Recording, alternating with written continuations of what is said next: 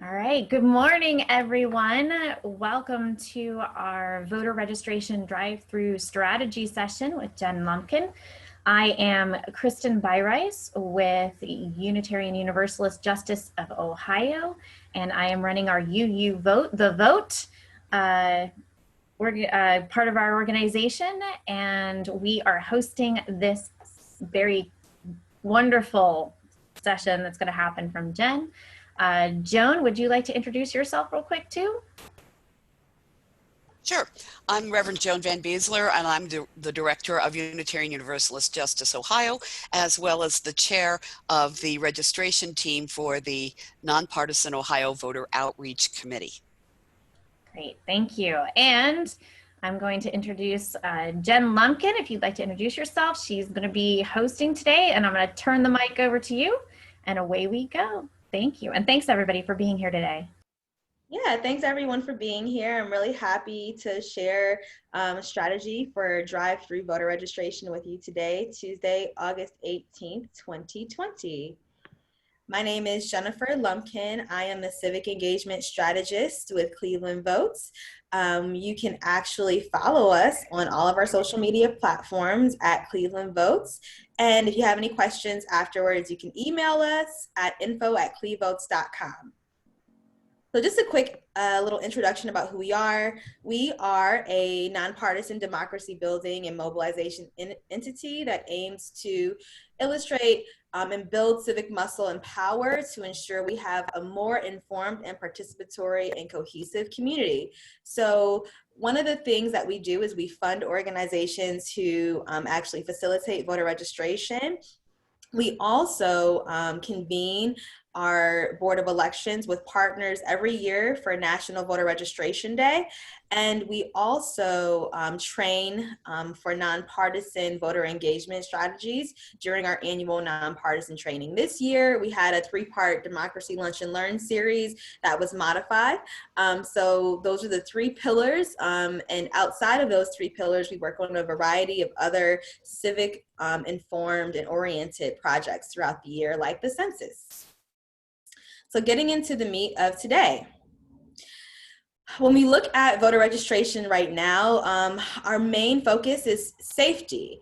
And with that, we had to really reimagine how we deploy voter registration during the times of COVID. And one of those ways that we thought of during our most successful initiative called Mass for Community was deploying a drive-through registration method.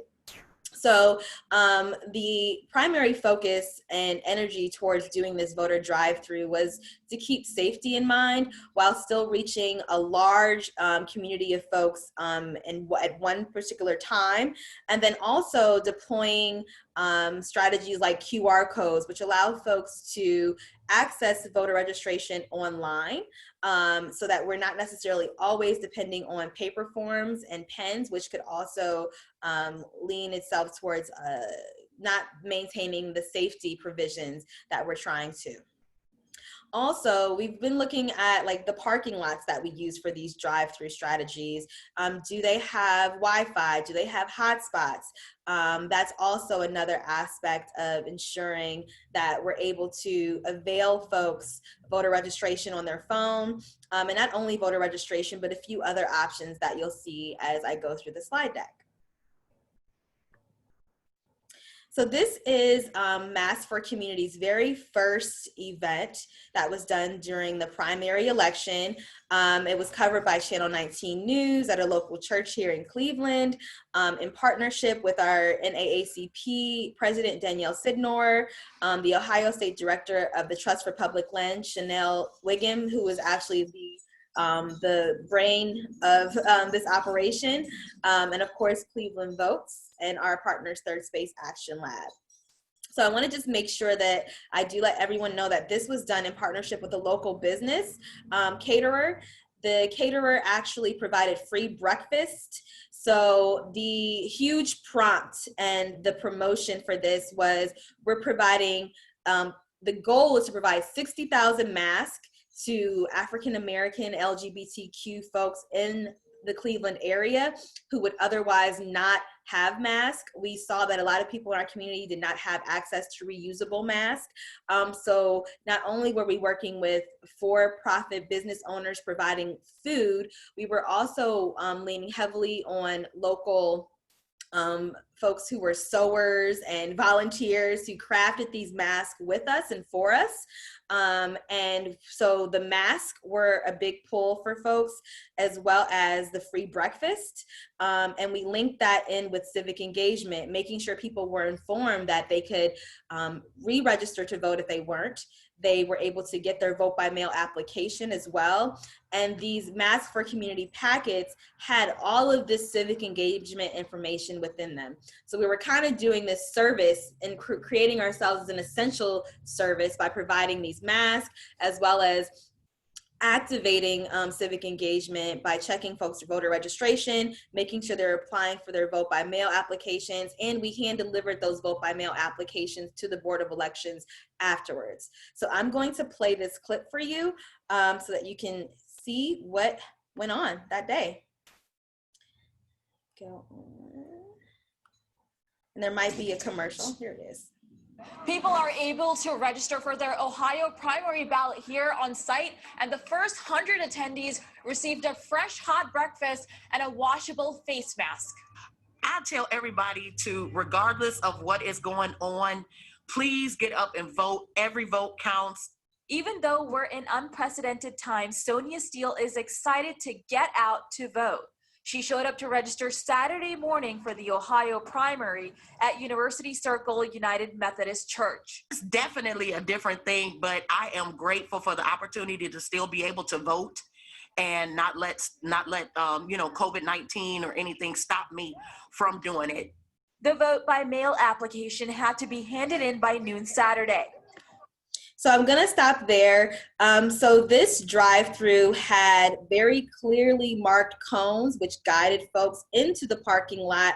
And the first point of contact that we had with them was actually making sure that they were registered. So we checked on cell phones. That was the first point of contact. Then if they were registered, we availed them the vote by mail application in their car with a clipboard. So they were able to fill out their vote by mail application, hand it back to us, and they looped around to receive their mask as well as their free breakfast, and that's when they exited.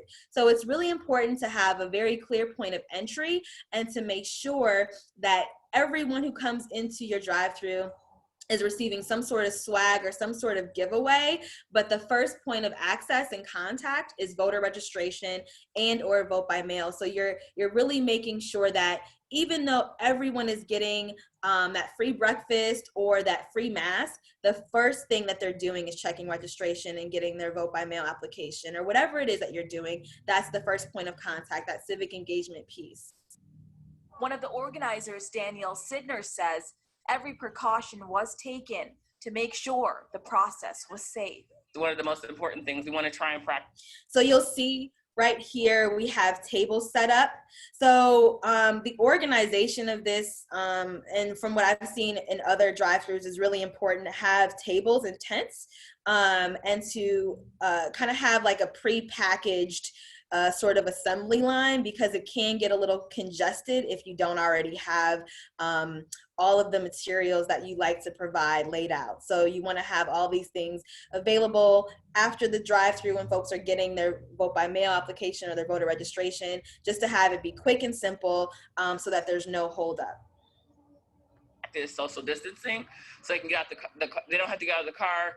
The volunteers will bring the forms over to them. Volunteers handed out free masks as an incentive to fill out an application. But Sidner explains it was much more than that.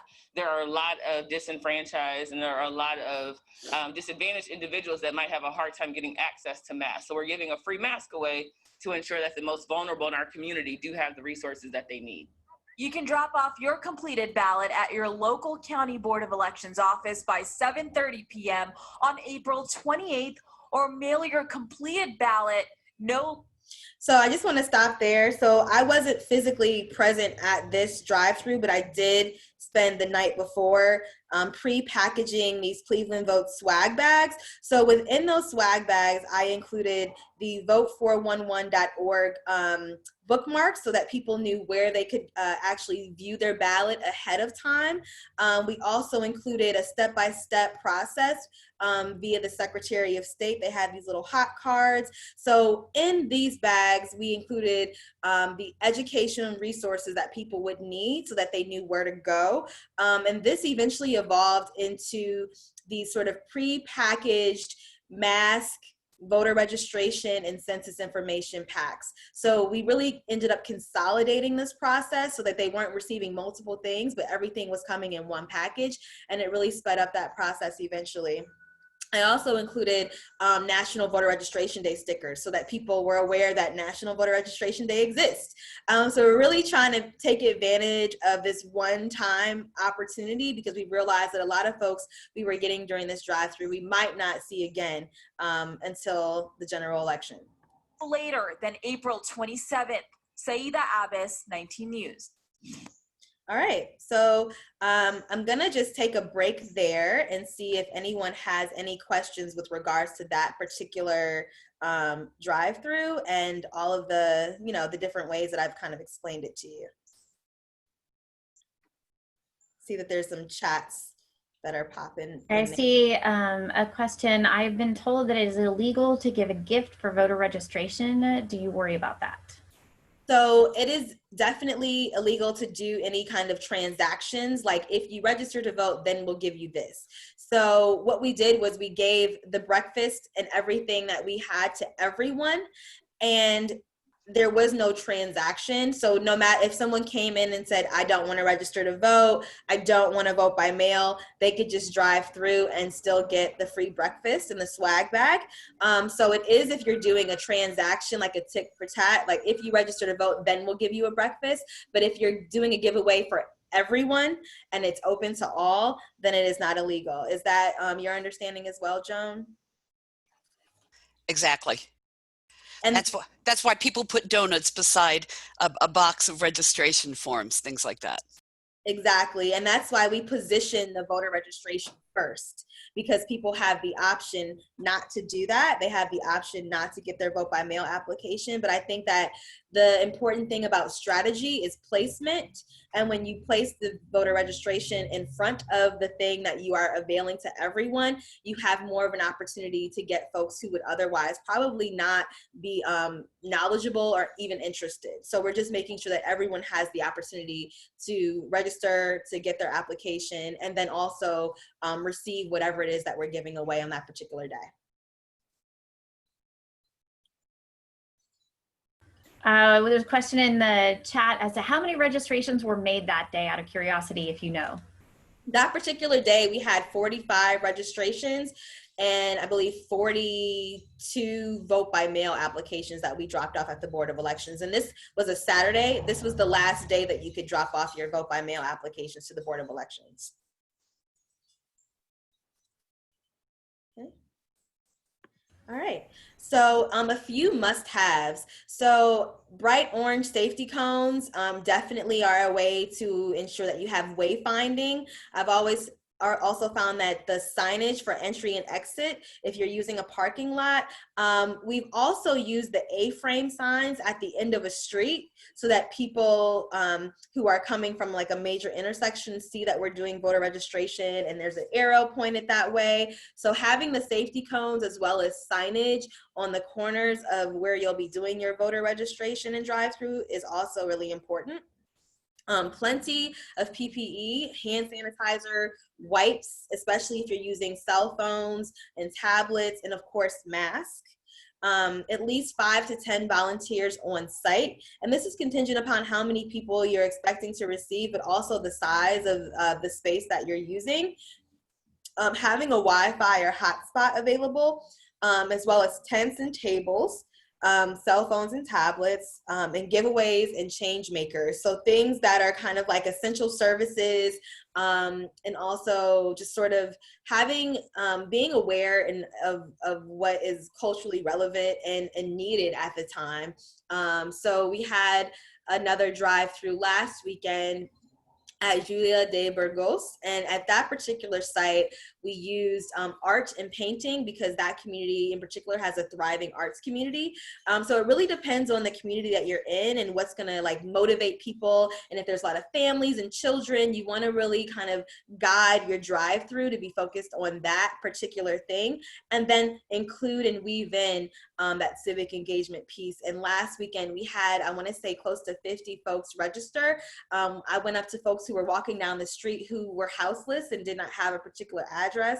We were able to register them at the church that we were standing outside of. So there's a number of ways in which you can engage people in this drive-through, but it really matters that you're placing yourself in a location that is amenable to registering folks who may or may not have an address, or that you're partnering with locations that are able to really, I would say, work with the process that you're creating to make voter registration and vote by mail accessible and equitable to the community that you're in.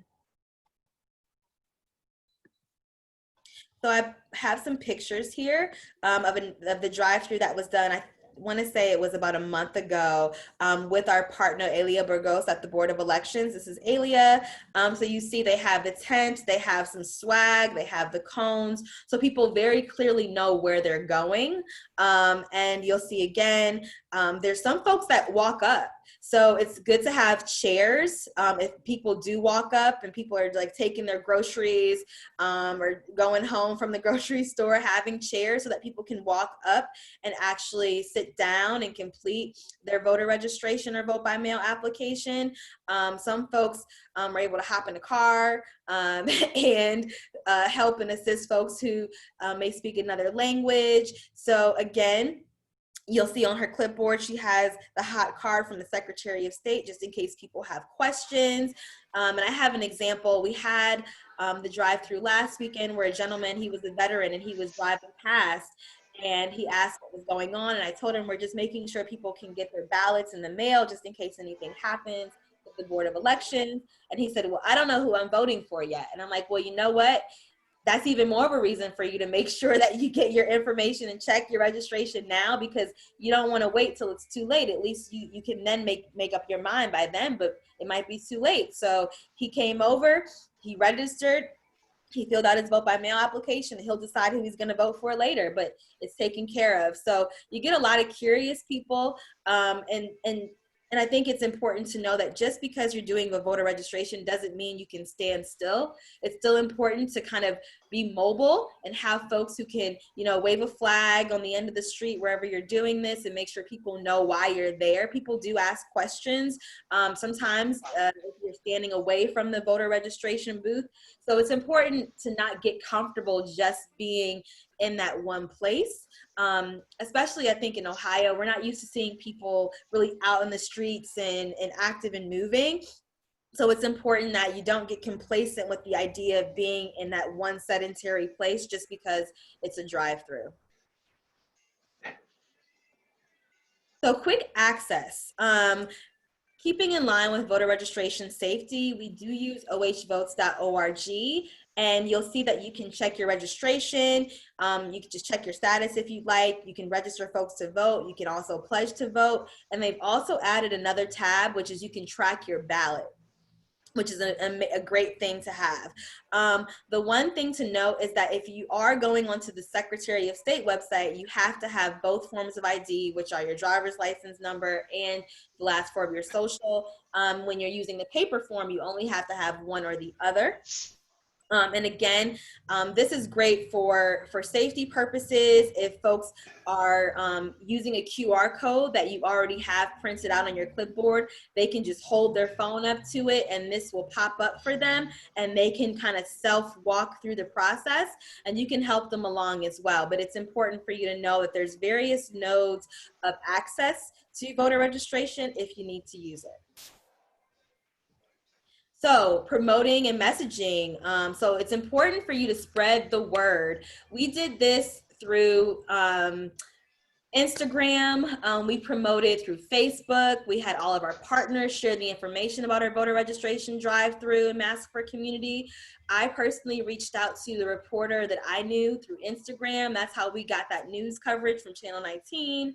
It's important that you have the folks that are leading this drive-through, promoting it and telling as many people as possible through as many means as possible. And you want to promote it as a virtual voter registration drive-through. So like if you word this differently for different audiences, it will attract people, and it will make folks more apt to come through if they know that that's the case. Collaboration with other organizations is also a vital part of this. Like I said, we collaborated with 3 other entities as well as business partners. And I think that's what made the initiative Mask for Community so successful. The goal was to provide 60,000 masks, and the goal was exceeded. We made 77,000 masks. So again, collaboration, not only for the drive-through, but also for the broader voter registration strategy is really important, because this might just be one tactic that you deploy, but collaboration will really help you and give you insight as to where to go, when to go there, what volunteers to use, who's going to promote it best. And also invite others to join the movement. If you know small business owners that really want to promote their business and you have some funding to provide to them for catering, hey, plug them in, get them motivated. We need our business communities to be engaged in civic engagement just as much as we are. So it's really important to think of who you can invite and how you can really get folks amped up about this in spaces that they might not traditionally hear about voter registration. So again, this is an old school picture, but it has some really great things that I think would be helpful for the drive-through. So if you have pre-packaged voter registration with NVRD stickers, these are awesome to hand to people in their cars. So having this all laid out on a table during the drive-through it's especially helpful in expediting the process. Having these A-frames on the corners where you're going to have your drive-through is also very helpful. Balloons are always a great piece to get people's attention. And then of course, because we're in the age of physical distancing, we don't necessarily do this kind of tabling, but also having these tables with information that is well organized and laid out helps to keep your drive-through organized, and also allows the volunteers to know exactly where to go and what their roles are, so folks aren't necessarily scrambling around once people start driving through or walking up.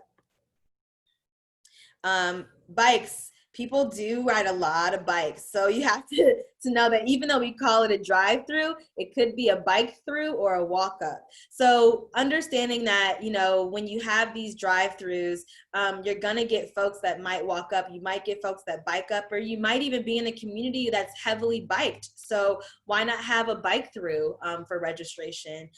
Being cognizant of where you are and the community you're in could really help you reimagine how you do this. But I just wanted to show this picture because I think it's important to know that you really make this conducive and amenable to the community that you're in. So being aware of how people get around and what's the most amenable way to hold registration is another aspect of this that I wanted to ensure that everyone's aware of. Again, wanted to show you the photo of the table that we had on the other side of the drive-through with the breakfast and the swag. So the drive-through was on the other side of this, and people could loop around and pick these up on their way out. And the QR codes, if you don't have access to a printer, we can provide you with these QR coded, they're like mini posters, and they have directions on the QR code poster that tells you exactly how to utilize them. And I believe Maria Bruno was going to be printing some of these out as well. And a thank you. I just wanted to make sure that everyone shares their questions in the chat. We still have some time to go over any questions and concerns that you might have, but I wanted to make sure that everyone on the call today pledges to vote. I know that you are all registered. I know that you are all very much engaged in this process, so I don't have to urge you to register, but please pledge to vote using this QR code and taking a little practice at it yourself with your cell phone. You hold your camera over the QR code below and click on your web browser that pops up on the top of your phone screen, and that will allow you to practice the OH Votes website. And it goes first to Cleveland Votes website. A little light box will pop up and it says check your registration, or you can sign up for our newsletter using that same light box that'll pop up for you. And with that, I'll take a pause and hand it back over to you, Kristen. Yeah, I've got some questions for you. So in one of your samples, you talked about art, and then they use that to attract people. So someone was curious as to how they use the art and what that might look like. And you're muted. Totally forgot about that. Thank you. So where we situated ourselves was we had folks actually doing street art. So they were on the sidewalk painting. We created these chalk art kits. So you take chalk, you grind it up, you mix it with flour, kind of like a paper mache, and we packaged them.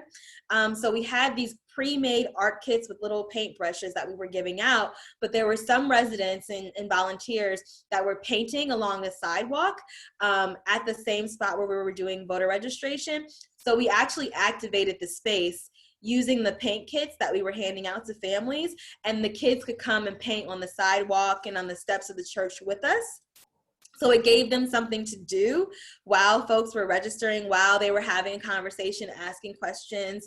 So we actually created these pre-made art kits, and the resident artist had reused and upcycled different, like she had different plates and things that she had upcycled, and she was making art out of those. So we had an actual artist from the community activating, and we had community members that were painting on the sidewalk and creating decorative steps and things. It was just really activating the space.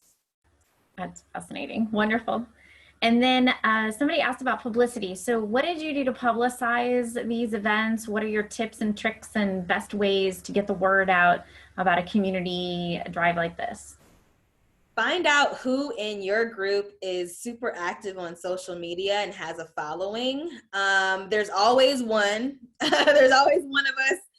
So find out who that person is. And then also, we reached out to local media. So we began an editorial roundtable back in January, and we started reaching out to local reporters, and we had created a relationship with them when we told them we don't really see exciting coverage about engagement for voting and democracy, and we want to start creating that with you. So we started relationships back in January, and those relationships are essentially the seeds for the media that we've been getting over the last several months.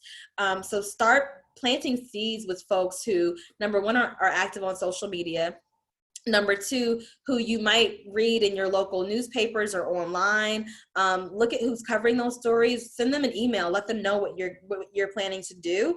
And the more formal version of that is creating a press release, having someone draft a press release and do actual media for these events.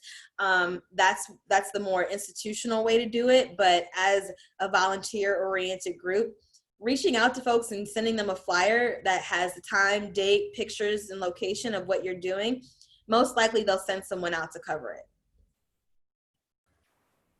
Awesome. And I'm still taking questions in the chat, so if you have any more, please put them in the chat. Somebody asked about the A-frame sign. Do you have any idea what the cost of that might be? I actually, the last time we bought one, I want to say it was around $200, but that was back in 2019. So I'm not quite sure how much those would be now. And it also just depends on the cover and the weight. So you can get different types of A-frames. You can get a chalkboard A-frame. You can get the heavy plastic ones like we had that you have to enter in a different, like a slip cover. So it depends on the type of A-frame that you get and the weight of it. I would suggest a chalkboard A-frame so that you can change the information on it. And it's a little flexible. So the chalkboard A-frames are really helpful. Even an easel that you get be creative with how you do it if you have to be flexible with spending, but definitely having a sign that can stand on the corner to guide people towards your drive-through is really helpful, or whatever your effort is. Okay, great. I have a couple questions for you. There were some questions I think we got answered in the chat. So if you asked a question and we didn't answer it here, we did answer it in the chat. That was about general registration questions and those kinds of things.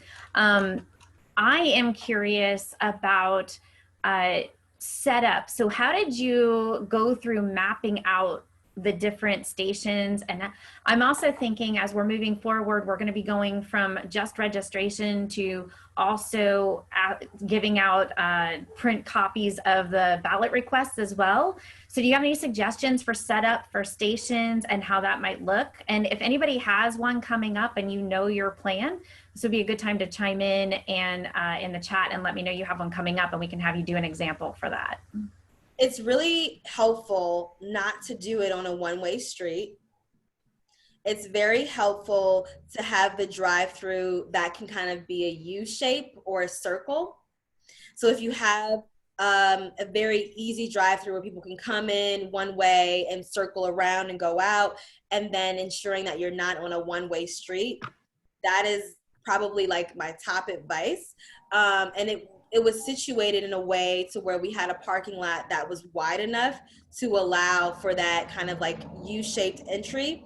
And it's also amenable if people have a wheelchair, or if people have challenges walking or using a cane or anything like that, or if folks are walking with a shopping cart. You want to make sure that people can access it without having to go up a curb, things like that. Just being mindful and actually practicing. So like we actually practice and like go through it ourselves. And in these places that we're working with are places that we're familiar with.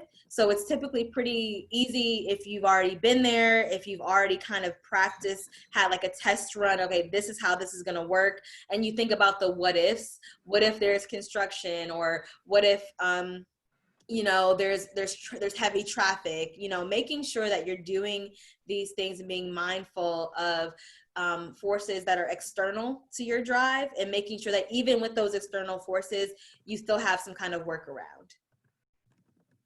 Sometimes folks I've seen some of our partners use Google Map and actually map out a route and have like an aerial view, so that they can figure out like wayfinding. Okay, so we'll situate a drive-through here, then we'll have another one over here around the corner, we'll do something else over on this side. So it's sort of like activating an entire block. So typically these drive-throughs are part of a larger effort, and it's just one component, and people might be canvassing in the community within the streets around the drive-through. So it really depends on how large your effort is, but typically using like a Google Map that shows you the actual like routes, and then and that's specific to like a caravan, and if you're doing a drive-through with a caravan. But these drive-throughs are pretty easy because they're site-based, so you're focused on a particular site. And I would definitely say making sure that it's not on a one-way street, and if it is, you can kind of have some sort of control over the traffic pattern, so that you can really guide people using those cones. That's a great suggestion. I like the Google Maps, so that you can like really see where you're going to have your different points of contact. So I heard you say you start with phone. So I just kind of want to walk through. You start with the phone and check voter registration first, correct? And then you sent them with a clipboard to go fill that out so that they can get their registration filled out. When you collect the papers, I'm curious as to what you're doing for protection of your volunteers in terms of collecting paperwork and getting that taken care of. And then what are you doing at the end of it with all of the paperwork that you return, that you get returned? Are you taking that somewhere? What are you doing with that? Give me just 1 second. I'm gonna. In terms of the division, we're usually dividing students. There we go. You can unmute yourself now. Thank you. Okay, so when it comes to the voter registration and the vote by mail applications, because they do have private information in them, we have basically it's like a folder file that we keep all of everyone's information in. Cleveland Votes, or our partner who's actually facilitating voter registration that day, is the holder of that information.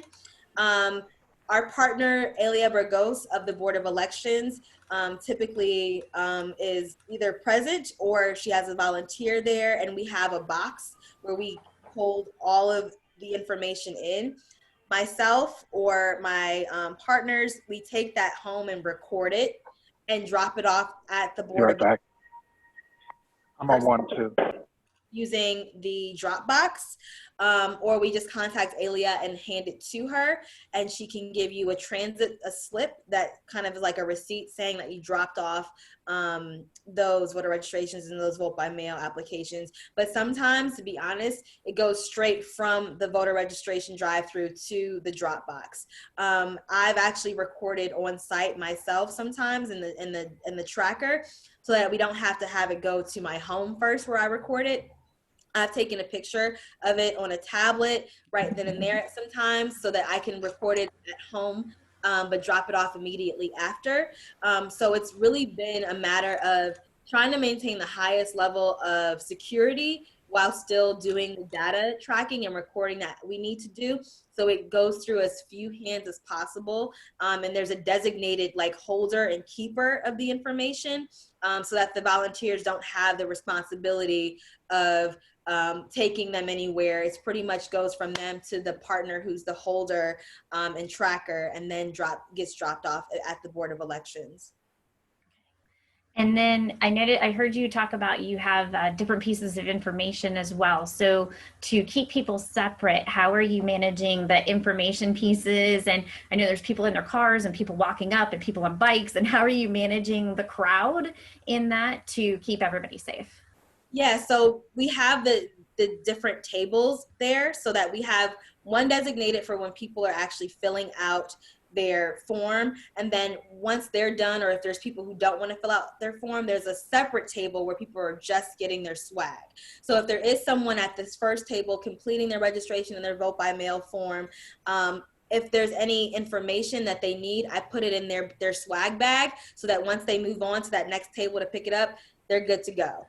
Okay. And I tell them, I put your voter education information in there. You're all ready to go. Do you have any other questions? So while they're filling out their form, I've already kind of collected the information that I think that they'll need, put it in their swag bag or their art kit or whatever that is, and then they're already set to go. We hand it to them, and then they keep going. So in an event like you've had 40, 50 or so people coming through that you've actually registered, I'm sure there's a lot more cars coming through than getting registered. So how do you determine how many volunteers you need for that event and how many tables you're going to need for that event? Well, we typically have more volunteers than we need, which is great. We always overestimate. So for this most recent one that we had at Julia de Burgos, we had 1, 2, 3, 4, 5, 6. We had about 8 people at that one station. And then at the other, there were about 5. I think Dan's on the call. Dan was there. So at the least, my comrade Devante says 10. So I would say no less than 5 and maybe no more than 10, because once you have 10, it becomes difficult. You end up managing the volunteers versus managing the actual work. So if you have people that are volunteering that are kind of like the lead and they can kind of like be mobile and help out where they can, it's always good to have like 2 or 3 floaters and then have the rest of the folks be stationary where they are, but having like a floater or 2 or 3 is helpful. But I would say no more than 10. And again, it's based on the amount of folks that you think you're gonna receive, based on your promotion, based on the neighborhood, based on the date. The folks who are leading this work are usually the most familiar with the flow and the activity and the people. So they're probably the best to inform how many you'll need, but we always kind of overestimate. And then you can send people home, but most people want to stay because it's fun, so. What keeps it fun? I'm curious as to what keeps it fun for everybody. Well, I think especially because we're in a time of physical distancing, like these kind of opportunities are just kind of like out of the box, kind of pop up. You want to spend time with people who have an interest in motivating people and getting them engaged in democracy. And it's just energizing and uplifting to be around folks that are like excited about this. And the energy honestly pulls people out, and it's contagious, and it gets people just wanting to kind of be in the company and presence of folks that are like, you know, excited about this. It's kind of like the alternative to going to a bar, you know? We're out registering people instead of hanging at the bar. I love it. Yeah, it's kind of like a fun thing to do, you know, like a mini block party, I guess, you know. That's awesome. How long do you recommend the event be open? 2 hours, 3 hours? What's your typical time frame? So ours are typically like 12 p.m. to 4 p.m., like midday, lunchtime, like after people have gotten up, or, you know, after people have gotten off of work, if they work a late shift, early morning shift. So typically lunchtime to early evenings, like 12 to 4, I would say is kind of like that sweet spot. Okay. Great. And on the weekends, of course. Sometimes, I mean, it depends on your community, of course, but weekends is where we typically get folks who are kind of just out, sitting outside, or, you know, taking care of errands and doing things on the weekends. I know a lot of people that we've been talking to have been doing a drive-through attached to a food bank. Have you had any experience with that, and any suggestions specifically for that environment? I have not personally done a drive-through attached to a food bank, so I can't speak to that personally. I know that in the beginning of our rapid response primary work, there was some concerns about safety, and the suggestions that were made were putting the vote by mail applications in people's trunks when they were coming to pick up their food. But I haven't actually had any personal experience, so I don't want to speak to that if I haven't done it. Great. All right.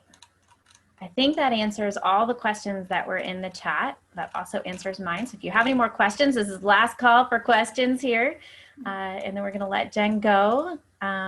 If you do want to save the chat, some of you I know have been asking about the chat. There's 3 little dots just above the chat box on the right, and you can click that and click Save Chat, so you get all of the answers that were also put into the chat for that. And I will be sending out a recording to anybody who is registered for this this workshop today. So you will all have the recording to that, and you're welcome to share that, and likely we'll be sharing this with other people as well. So it will make the rounds. I have census info. Okay, so somebody did ask, especially up in the Cleveland area, since you're in Cleveland, how do they access census information so that they can make that part of their drive-through? Yes, so we actually have been receiving a lot of information from the National League of Cities, and we're actually chairs for the Complete Count Committee for the city and the county. So if you email info@clevevotes.com, I can make sure that I add you to our newsletter where we send out all of our census information. And if you go to clevevotes.com, there's a resource tab at the top of our menu where you can get census assets. And we also have a census van that the county is providing that will pop up at various locations that you request to assist people with completing their census. And we have a census and voter registration pop up this weekend at Third Space Action Lab on East 105th Street, from 10 a.m. to, I believe it's 3 p.m. Don't quote me on that time. And we actually do help people complete their census using tablets and using laptops safely and at a distance. So if you like to have an opportunity to see what that looks like in person, you can come on by on Saturday. And we do use QR codes for that as well. That goes straight to 2020census.gov. And then there was a question on how do I turn this into a one-person mobile voter registration program, such as taking it to a farmer's market or something of that sort? Sure. There's so many creative ways that you can do that. So I have a farmer's market stand. I'm also a city farmer. So I actually use QR codes at my farmer's market stand, and I have a sign that I put out for voter registration with the QR codes right outside of the stand. So there's different ways to activate. If you have a bike, you can use your bike as like a mobile QR moving device that you can take to each farmer stand and help people register to vote that way. I would say get creative with how you want to activate using your personality and what's true to who you are. But in this time, QR codes are probably the most safely distant way to do it. But if you have paper forms, you can provide them to each stand at the farmer's market. You can also kind of set up a station where it's like, take a picture with your favorite fruit and register to vote. Something creative, something that's going to be on social media, something that's going to grab people and captivate them, and not only get them to register to vote, but also come down to the market. So you want people to be motivated to activate, but you also want to be a really good model and example of how that can happen. So look at it as a multimodal approach of not just getting people to register to vote, but also just getting people interested in being more engaged in the process and activating. And Joan mentioned she saw a little red wagon and a wooden crate. Yes, exactly. So get creative, and Yes. There's so many different things I'm hearing about, people even just doing it on their front porch. They have like a stand in their front yard and people can take it.